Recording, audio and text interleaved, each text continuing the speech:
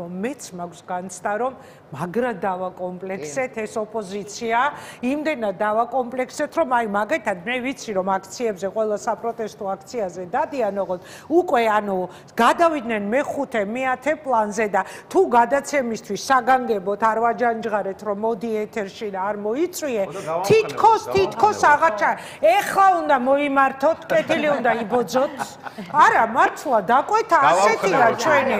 დიდი ბოდიში რა, მე არჩევნების დღეს მუშაობდი, დიდი ეთერი გქონდა, მაგრამ სანამ მოვიდოდი სამსახურში, გავიქეცი საარჩევნო უბანზე. დარწმუნებული ვარ, თითოეული თქვენგანი იყავით ასე.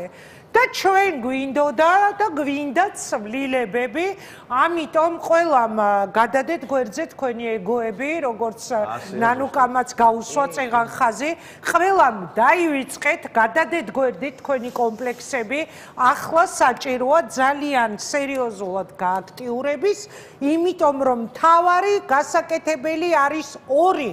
ამ პროტესტის შედეგი უნდა იყოს ორი. სასწრაფოდ უნდა დავიხსნათ ოლიგარქის პოლიტიკური ტყვეები და უნდა მივაღწიოთ ახალი არჩევნების დანიშვნას. წარმატებას